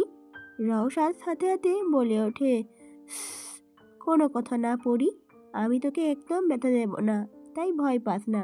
এখন পুতুলের দেহের প্রতিটা অংশ এখন রওশাদের কাছে দৃশ্যমান। পুতুলের ফর্সা শরীর, পেট, নাভি দৃশ্যমান হয়ে উঠল সবকিছু রওশাদের কাছে। রওশাদ এবার আরো উন্মাদ হয়ে পুতুলের মধ্যে ডুবে যায়। আর পুতুলও অজান্তেই সংবেদন শব্দ উচ্চারণ করে ওঠে, আহ পুতুল বর, লাগছে, এবার ছাড়ো। রওশাদ সাথে সাথে বলে ওঠে, রওশাদের কণ্ঠে মিশে আছে এক গভীর উন্মাদনা, যা জানান দিচ্ছে আজ কেউ ওর থেকে পুতুলকে আলাদা করতে পারবে না। পুতুল এবার মুখ বুজে দাঁত কামড়ে সবকিছু সহ্য করতে থাকে। তবে রওশাদের উত্তেজনা যেন ধীরে ধীরে বেড়েই চলেছে। রওশাদ নিজের ভালোবাসা পরশে ছুঁয়ে দিচ্ছে পুতুলের শরীরের প্রতিটা অংশ। আর পুতুল নিজের অজান্তেই মুখ দিয়ে সংবেদনশীল শব্দ করতে থাকে। পুরো রাত নিস্তব্ধ হয়ে যায়। রওশাদ এবার পুরোপুরি পুতুলকে নিজের করে নেয়। ভালোবাসার সাগরে ডুবে যায় দুজনে। সকাল 6টা, জানালা পর্দা ছুঁয়ে ঘরে ঢুকছে বাতাসে। তখন রওশাদ বসে আছে পুতুলের পাশে। রওশাদের চোখে নিদ্রাহীন ক্লান্তি, আর বুকের ভেতর যেন কোনো এক পাথর চেপে আছে। বিছানায় নিথর হয়ে পড়ে আছে পুতুল, আর পুতুলের নিঃশ্বাস চলছে ধীরে ধীরে। পুতুলের মুখটা ফ্যাকাশে হয়ে গিয়েছে, চুলের গোড়া কপালের উপর পড়ে আছে। রওশাদ বারবার পুতুলের মুখে হাত রাখছে, কোনো সাড়া পেলে যেন একটু স্বস্তি পায়। কিন্তু না, পুতুল এখনো জ্ঞান হারানো অবস্থায় শুয়ে আছে নিথর হয়ে বিছানার ওপর। হঠাৎ বুকের ভেতরটা কেঁপে উঠল রওশাদের। ভয়, অনুশোচনা আর অপরাধ বোধ মিলেমিশে এক ভয়ঙ্কর অস্থিরতা তৈরি হয়েছে। এবার রওশাদ কাঁপা কাঁপা হাতে ফোনটা হাতে তুলে নেয়, দুটো নম্বর ডায়াল করে কল করে কাউকে। একটা দীর্ঘশ্বাস ফেলে রওশাদ ফোনটা নামিয়ে রাখে কথা বলার পর। তারপর পুতুলের পাশে গিয়ে বসে পুতুলের খেয়াল রাখতে শুরু করে। দরজায় ঘন্টার শব্দে চমকে ওঠে রওশাদ, দ্রুত দরজা খুলে দেয়। দরজার সামনে দাঁড়িয়ে রয়েছে ডক্টর এলিনা রহমান, মাঝবয়সী এক নারী। চোখে ঠান্ডা দৃষ্টি, কিন্তু মুখে এক ধরনের সংযত কঠোর। কিছুক্ষণ আগে রওশাদই তাকে ডেকেছে কল করে। ভেতরে ঢুকে সরাসরি পুতুলের পাশে গিয়ে বসেন তিনি। পরীক্ষা করতে থাকে। কিছুক্ষণ পর ডক্টর এলিনা পুতুলকে কিছু ওষুধপত্র এবং স্যালাইন দিয়ে রওশাদের দিকে বেশ রাগী দৃষ্টিতে তাকিয়ে হনন করে বেরিয়ে যান। ডক্টর এলিনা বেরিয়ে যাবার পর রওশাদ ধীরে ধীরে পুতুলের পাশে এসে বসে। তার চোখে জল জমে গেছে। মৃদু শব্দে বলে ওঠে রওশাদ, আমার পুতুল পড়ি। কথাটা বলেই কপালে ঠোঁট ছুঁয়ে দেয় পুতুলের। তবে রওশাদ হঠাৎই নিজের হুঁশে ফিরে আসে। পুতুলের উপর থেকে তড়িঘড়ি করে উঠে যেতে নেয়, কিন্তু তার আগেই পুতুল দু হাত দিয়ে রওশাদের গলা জড়িয়ে ধরে রওশাদের ঠোঁটে ঠোঁট বসিয়ে দেয় আর চুমু খায়। রওশাদ চোখ ছোট ছোট করে জিজ্ঞেস করে পুতুলকে, পড়ি, এটা কি হলো? পুতুল সাথে সাথে নিজের দাঁতগুলো বের করে খিলখিল করে হেসে আহ্লাদি কণ্ঠে বলে ওঠে, পুতুল বল, তোমার ঠোঁটগুলো না ললিপপ, পুরো ললিপপের মতো মিষ্টি। আমাকে যদি কেউ বলে ললিপপ নেবো নাকি তোমার ঠোঁট নেব, তাহলে কিন্তু আমি তোমার ঠোঁটগুলোকেই বেছে নেব। রওশাদ বলে ওঠে সাথে সাথে, আচ্ছা, এত পাকা পাকা কথা কোথায় শিখেছিস? রওশাদের কথায় পুতুল তখন বলে ওঠে, আমি সত্যিই বলছি, তোমার ঠোঁটগুলো না আসলেই অনেক মিষ্টি। কথাগুলো বলতে বলতে রওশাদের ঠোঁটে হাত দেয় পুতুল, আর রওশাদ এবার একটা ডেভিল স্মাইল দেয়, কারণ মেঘনা চাইতেই বৃষ্টি হাজির হয়েছে। রওশাদও কোনো কথা না বলে পুতুলের ঠোঁটে ঠোঁট মিলিয়ে দেয়। ধীরে ধীরে চুম্বন আরো গাঢ় হতে থাকে। সুইজারল্যান্ডের ক্যাপটি খুব সুন্দর, বড় কাচের জানালা দিয়ে আলো প্রবেশ করছে। ভিতরে কাঠের টেবিল আর আরামদায়ক চেয়ার। সেখানে বসে রয়েছে সেজেল, চোখে সানগ্লাস আর মুখটা গম্ভীর। কিছুক্ষণ পর বাইক নিয়ে হাজির হয় জায়েদ। জায়েদ বাইক থেকে নেমে সোজা গিয়ে সেজেলের পাশে চেয়ারে বসে যায়, আর সেজেল একবারও জায়েদের দিকে তাকায় না। জায়েদ সেজেলকে জিজ্ঞেস করে ওঠে, কি রে সেজেল, ক্যাসপার কোথায়? আর তুই এমন চুপচাপই বা বসে আছিস কেন? সেজেল কিছুটা রাগী কণ্ঠে বলে ওঠে, ক্যাসপার কোথায় তা আমি কিভাবে জানবো? হয়তো কোনো গার্লফ্রেন্ড নিয়ে ঘুরছে। তখন জায়েদ প্রতি উত্তরে বলে ওঠে, কিন্তু তুই এমন চুপচাপ আছিস কেন? কাল রাতেও আমি কল করেছিলাম, ধরিত্রী, কি হয়েছে তোর? সেজেল তখন রাগী কণ্ঠে বলে ওঠে, তা তোর জানার দরকার নেই। জায়েদ বলে ওঠে আবারও, আরে বল না কি হয়েছে? সেজেল তখন বলে ওঠে, না থাক। জায়েদ আবার বলে ওঠে, বল বলছি। সেজেল এবার বেশ রেগেই যায়। রেগে কটমট করে বলে ওঠে দাঁড়িয়ে, জানতে চাস কি হয়েছে আমার? তুই কালকে এএমজির সাথে এমন ব্যবহার করলি কেন? আর আমাকে জোর করে কেন ওখান থেকে নিয়ে আনলি? সেজেলের কথায় জায়েদ কিছুটা থমকেই যায়। জায়েদ অবাক হয়ে বলে ওঠে, তুই ওই বাইরের ছেলেটার জন্য আমার উপর রাগ করছিস? কে হয় ও তোর? প্রতি উত্তরে সেজেল বলে ওঠে, দেখ, একদম ফালতু কথা বলিস না, এমন কোনো বিষয় না।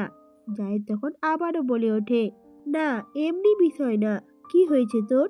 ওই ছেলের জন্য কেন এমন করছিস? জায়েদ সেজেলের কাঁধ খামচে ধরে জিজ্ঞেস করে। প্রতি উত্তরে সেজেল বলে ওঠে, ছাড় আমাকে, লাগছে। জায়েদ আবারও বলে ওঠে, না, আগে তুই আমাকে এটা বল, ওই ছেলের জন্য কেন এমন করছিস তুই? কোথাও আবার তুই ওই ছেলেটাকে। আর কথাটা বলতে পারল না। সেজেল চিৎকার করে বলে উঠল, হ্যাঁ, তুই ঠিকই ধরেছিস, আমি ওকে ভালোবেসে ফেলেছি। কিন্তু তোর জন্য ওর নাম্বারটাই নিতে পারলাম না। কথাটা বলেই সেজেল জোর করে জায়েদ থেকে নিজেকে ছাড়িয়ে নেয় আর বড় বড় পা ফেলে সেখান থেকে চলে যায়। জায়েদও রাগে হাত মুষ্টি করে টেবিলে বাড়ি মারে। আর পরক্ষণেই মনে মনে ভেবে ওঠে জায়েদ যা ইচ্ছে করুক ও, তাতে আমার কি? আর আমি বা কে হই ওর? কথাটা ভেবেই জায়েদ রাগে কটমট করতে করতে বাইক স্টার্ট দেয়। অপরদিকে এএমজি বলে ওঠে, তুমি এসে গেছো? আলমা বলে ওঠে, হ্যাঁ, আমি এই প্রথম তোমার মুখ দেখলাম। তা তুমি কেন সেহেনাজ পরিবারকে ধ্বংস করতে চাও? বাড়িতে প্রবেশ করতে করতে জিজ্ঞেস করলো আলমা এএমজি কে। আলমার প্রশ্নে মুচকি হেসে সোফার উপর থেকে উঠে দাঁড়িয়ে এএমজি বলে উঠলো, এত কিছু তোমার না জানলেও চলবে। তোমাকে আমি যে কাজের জন্য এখানে এনেছি সেই কাজে মন দাও, কেমন? আলমাও বাধ্য মেয়ের মতো মাথা নাড়ে। পরক্ষণে শয়তানি হেসে বলে ওঠে, আর আমি যদি তোমার কথা মতো না চলি তাহলে কি করবে তুমি? এবার এএমডি মুচকি হেসে ধীরে ধীরে আলমার দিকে এগিয়ে আসে। আচমকা এসে আলমার গলা শক্ত করে চেপে ধরে।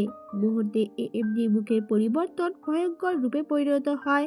আলমা নিজেকে প্রাণপণে ছাড়ানোর চেষ্টা করছে। তখন এএমডি বলে ওঠে দাঁত চেপে, আমার কথা না শুনলে তোকে জানে মেরে দেব। আর তোর মতো চুনিপুটিকে মারতে আমার 2 সেকেন্ডও সময় লাগবে না, বুঝলি? কথাটা বলেই এএমজি ঝাড়ি মেরে আলমার গলা ছেড়ে দেয়। ছাড়া পেতেই আলমার সোপায় হাতলে হাত রেখে ভর দিয়ে বেশ কাঁদতে থাকে। ভয়ে এএমজির দিকে তাকায়। ততক্ষণে এএমজি মুখভঙ্গি আবারও শান্ত হয়ে গিয়েছে আগের মতো। আলমা এএমজিকে উদ্দেশ্য করে বলে ওঠে, তোমাকে বোঝা বড়ই কঠিন। আসলে তোমার আসল রূপ কোনটা? এখন যেটা দেখছি সেটা, নাকি একটু আগে যেই ভয়ঙ্কর রূপটা দেখলাম সেটা? আলামার কথায় এএমডি হা হা করে হেসে ওঠে। বলে ওঠে, বেশি গভীরে যেতে যাস না, ডুবে মরবি। আর আমাকে ধোকা দেওয়ার চেষ্টা করলেও তুই জানে মারা পড়বি। আলমা কিছুটা ঘাবড়ে এএমডির দিকে তাকিয়েই থাকে। পরের দিন রাস্তা দিয়ে আনমনে হাঁটছে সেজেল। আগের দিন জায়েদের সাথে ওরকম ব্যবহার করা একদমই উচিত হয়নি। ওরকম আচরণ করে সেজেল এখন নিজেই অনুশোচনায় ভুগছে। সেজেল আনমনে রাস্তার পাশে একটা ফুটপাত বেঞ্চে বসে পড়ে আর নানা চিন্তা ভাবনা করার পর ফোনটা বের করে জায়েদের নাম্বারে কল করে। কল দিতে গিয়েও দ্বিধায় পড়ে যায় সেজেল, তবে মনের মধ্যে সাহস জুগিয়ে কল দিয়ে বসে। জায়েদ একটি ক্যাফেতে বসে সেজেলের কথাই চিন্তা করছিল। আর ঠিক তখনই ক্যাসপার সেখানে আসে। জায়েদকে এত উদাসীন দেখে ক্যাসপার মজা করেই জিজ্ঞেস করে, হেই ব্রো, তোর কি যৌবনে লাড়া দিছে? ক্যাসপারের কথা শুনে জায়েদ কটমট করে তাকায় তার দিকে। ক্যাসপার একটু আমতা আমতা করেই বলে ওঠে, না মানে আমি বলতে চাইছি তোর কি হয়েছে? এমন মন খারাপ করে বসে আছিস কেন? জায়েদ সাথে সাথে বলে ওঠে, না আমার কিছুই হয়নি। ক্যাসপার বলে উঠল, আচ্ছা, সেজিলের সাথে কিছু হয়েছে নাকি? আরে ভাই, তোরা দুজন এমন কেন বলতো? তোরা দুজন নিজেদের সাথে যত ঝগড়া করছিস, আর আমি তার একগুণও আমার গার্লফ্রেন্ডের সাথে ঝগড়া করিনি। কথাগুলো বলতে বলতে ক্যাসপারের ফোনে রিংটোন বেজে ওঠে। মোবাইল স্ক্রিনে ভেসে ওঠে স্বজন ডাটা নামটা। তা দেখে ক্যাসপার জায়েদকে ফোনটা এগিয়ে দেয়। জায়েদ যখন দেখে সেজেল কল করেছে, তখন তড়িঘড়ি করে কলটা রিসিভ করতে যায়। কিন্তু সেখানেই বাদে বিপত্তি। কল রিসিভ করতে গিয়ে ভুল করে কেটে যায়। কিন্তু অপর পাশে কলটা কেটে যাওয়ায় সেজেল রাগে কটমট করে ওঠে আর বলে ওঠে, শালা, আমি নিজে থেকে কল দিলাম তাও ধরলো না। আমি আর কোনোদিনও ওর সাথে কথাই বলবো না। কথাটা বলেই রেগে বসে থাকে। এদিকে কলটা কেটে যাওয়ায় জায়েদ আবারও সেজেলের নাম্বারে কলটা দেয়। কিন্তু সেজেল রাগ করে নিজের ফোনটা অফ করে দেয় বলে আর ফোনটা ধরা হয় না। জায়েদ এবার রেগে নিজে নিজে রাগ করতে থাকে। এদের দুজনের কাণ্ড ক্যাসপার চুপচাপ বসে বসে হাঁদারামের মতো সবকিছু দেখতে থাকে। ভার্সিটির আঙিনায় রাউসাদ এর হাত ধরে হাঁটছে পুতুল। পুতুল আজ অনেক খুশি। রাউসাদ নিজে থেকে তার নিজের ভার্সিটিতে নিয়ে এসেছে। গাড়িতে যেতে যেতে রাউসাদ বলে ওঠে পুতুলকে, কি বলেছিলাম মনে আছে তো পুতুল? একদম দুষ্টুমি করবি না, লক্ষ্মী হয়ে থাকবি। পুতুলের সাথে সাথে বলে ওঠে, ঠিক আছে পুতুল বর, তুমি একদম চিন্তা করো না, আমি একদম দুষ্টুমি করব না। তারা কলেজে পৌঁছে যায়। রাউসাদ পুতুলকে নিয়ে নিজের কেবিনে ঢুকতে যাবে, ঠিক তখনই পুতুল বলে ওঠে, পুতুল বর, আমি একটু জায়গাটা ভালো করে ঘুরে দেখতে চাই। রাউসাদ কিছু ভেবে বলে ওঠে, আচ্ছা তুই এখানেই দাঁড়া, আমি একটা কাজ সেরে এখনই আসছি। এরপর আমি তোকে পুরো ক্যাম্পাস ঘুরে দেখাবো, কেমন? কথাটা বলেই রওশাদ কেবিনে ঢুকে যায়। প্রিয়া এতক্ষণ দূরে দাঁড়িয়ে সবকিছু দেখছিল।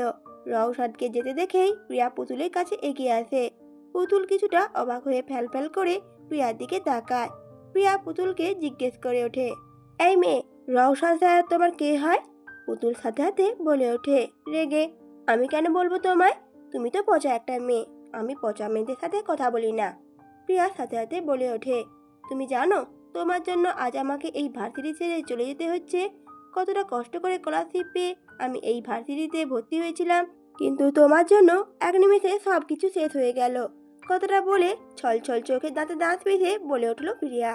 প্রিয়ার কথা শুনে পুতুলের খুব মায়া হলো। পুতুল অনুশোচনা স্বরে বলে উঠল প্রিয়াকে, আমি তো কিছু করিনি আপু, তুমি তো শুধু শুধু আমাকে মেরেছিলে।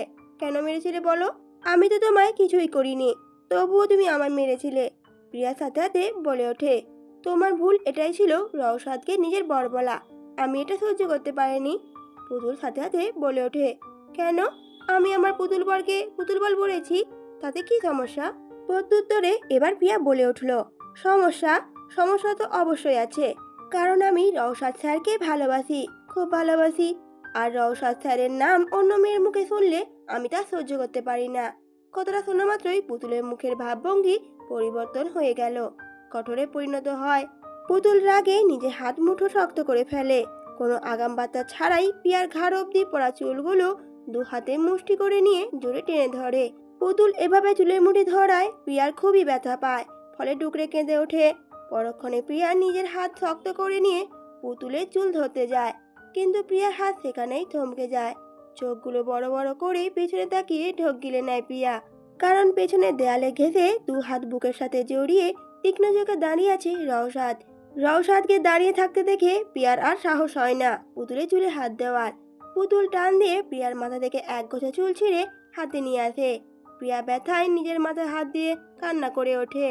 পুতুল চোখ মুখ শক্ত করে তখন প্রিয়াকে বলে ওঠে, যে আমার পুতুল বরকে আমার কাছ থেকে কেড়ে নিতে চাইবে, আমি তাকে ছাড়বো না, ঠিক তোমার মতোই শাস্তি দেব। কথাগুলো বলেই পুতুল রওশাদের দিকে তাকায়। রওশাদ এখনো শান্ত দৃষ্টিতে তাকিয়ে আছে পুতুলের দিকে। পুতুল হঠাৎ ফুঁপিয়ে কেঁদে ওঠে রওশাদকে দেখে।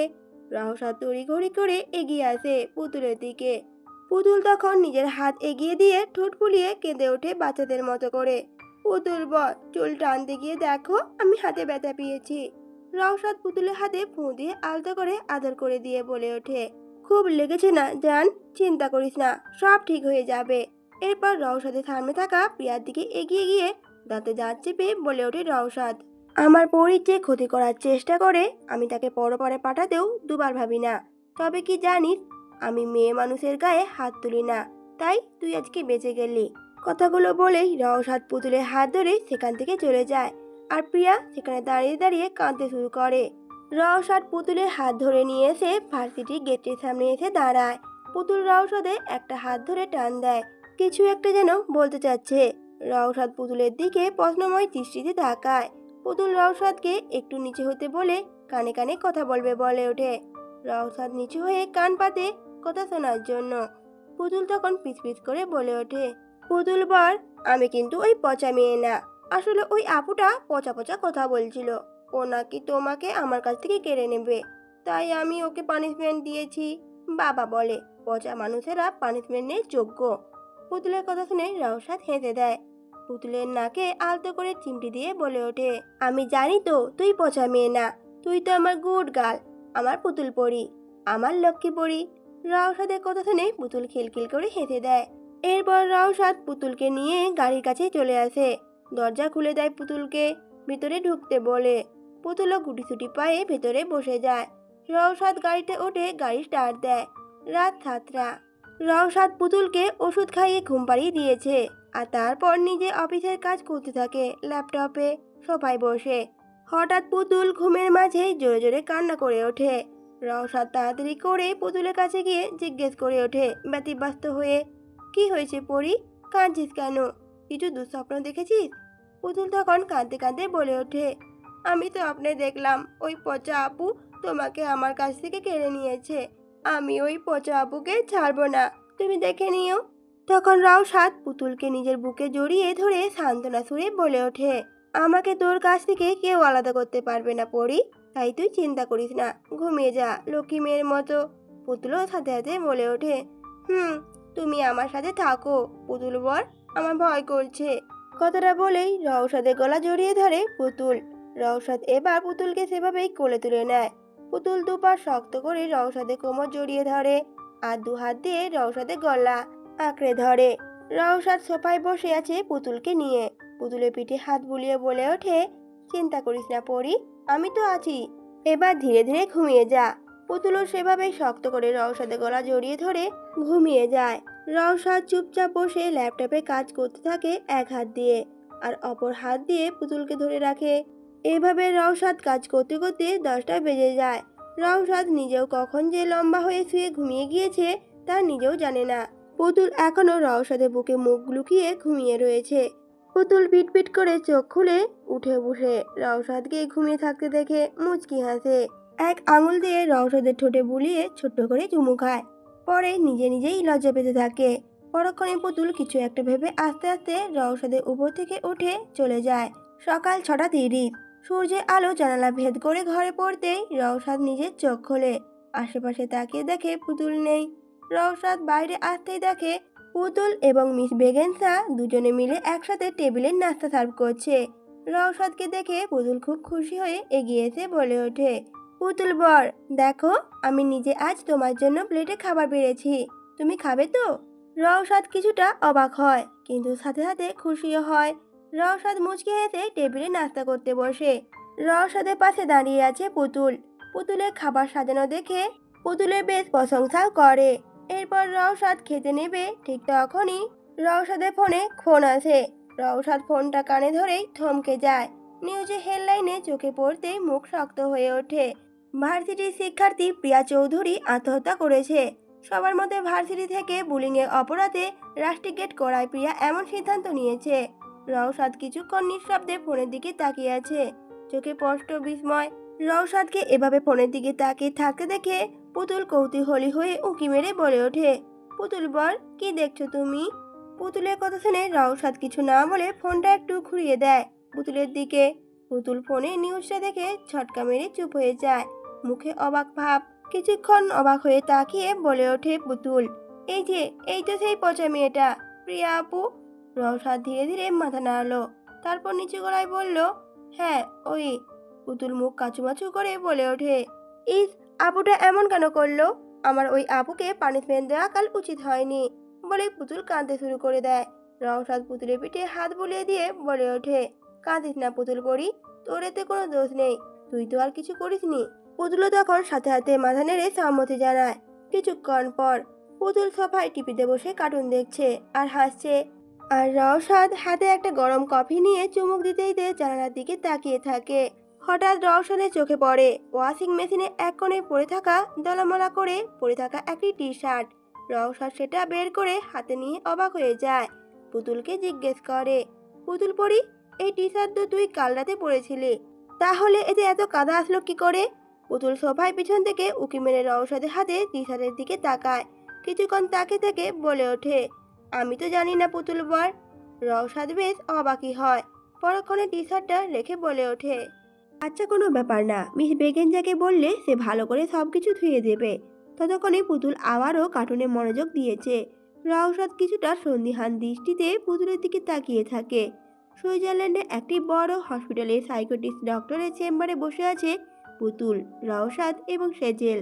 পুতুলের চোখ রক্তিম বর্ণ, কারণ অনেকক্ষণ ধরেই কান্না করেছে ভয়ে এখনো চিল্লিয়ে উঠছে পুতুল। ও পুতুল বর, ডাক্তার আঙ্কেলটা না খুব পচা, ওরা আমাকে শুধু ইঞ্জেকশন দিয়ে দেবে। আমি চাই না এখানে থাকতে পুতুল বর, আমি আমার বাবার কাছে যাব, নিয়ে চলো না আমাকে। নওশাদ নরমভাবে পুতুলের হাতে হাত রেখে বোঝানোর চেষ্টা করছে। পুতুল পরি, জান আমার, শোন, এখন যদি তুই চুপচাপ বসে থাকিস, কোনো দুষ্টুমি না করিস, তাহলে তোকে আমি চকলেট কিনে দেব। কিন্তু পুতুল তো কাঁদতে কাঁদতে মাথা নেড়ে বলে ওঠে, না না, আমার কোনো চকলেট লাগবে না পুতুল বর, তুমি তুমি তুমি আমাকে বাড়ি নিয়ে চলো। সেজেল পাশে বসে একটু মৃদুভাবেই বলে ওঠে, কিউটি পাই, ভয় পাওয়ার কিচ্ছু নেই, তোমার পুতুল বর তোমার সাথে আছে তো, তুমি একা নও, সাথে আমিও আছি, তাই না? ডাক্তার আঙ্কেল তোমাকে ইঞ্জেকশন একদম দেবে না, একদম প্রমিস। কিন্তু পুতুল তো কারো কথা না শুনেই কান্না করতে থাকে আর বলে ওঠে, না, আমি বাড়ি যাব, বাবার কাছে যাব। তো তোমরা সবাই সবাই খুব মজা, খালি খালি পচা পচা কথা বলো। ডাক্তার আঙ্কেলটাও খুব মজা হয়, বড় বড় সুচ গায়ে ঢুকিয়ে দেয়, আমি জানি। এবার রওশাদ বেশ ফ্যাসাতেই পড়ে যায়। কি বলবে, কি করে পুতুলকে বোঝাবে, কিছুতেই পারে না। পরক্ষণে চোয়াল শক্ত করে বলে ওঠে পুতুলকে, ঠিক আছে, তুই যদি কান্না না থামার তাহলে আমি এক্ষুনি চলে যাব, আর কখনোই তোর কাছে ফিরবো না। কথাটা বলেই রওশাদ উঠে যেতে চাইলে পুতুল কান্না ভেজা চোখ নিয়ে রওশাদের হাতটা টেনে ধরে আর ড্যাব ড্যাব করে তাকায়। চোখে অভিমানের ছাপ স্পষ্ট ফুটে উঠেছে পুতুলের। পুতুল কাঁদতে কাঁদতে ভাঙা শব্দে বলে ওঠে, আমি আমি আর কাঁদবো না, তুমি আমাকে আর ছেড়ে যেও না। রওশাদ এবার পুতুলের পাশে বসে মাথায় হাত বুলিয়ে বলে উঠল, চিন্তা করিস না পুতুল পড়ি, ডাক্তার আঙ্কেল তোকে একদম সুচ ফোটাবে না, আমি আছি তো। পুতুল তখন কাঁদতে কাঁদতে মাথা নেড়ে সম্মতি জানায়। সেজের হালকা করে পুতুলের কাঁধে হাত রাখে। পুতুল ধীরে ধীরে কান্না থামাতে শুরু করে, কিন্তু চোখে এখনো পানি ঝরছে। কিছুক্ষণ পর কেবিনে সাইকিয়াট্রিস্ট ডক্টর প্রবেশ করে।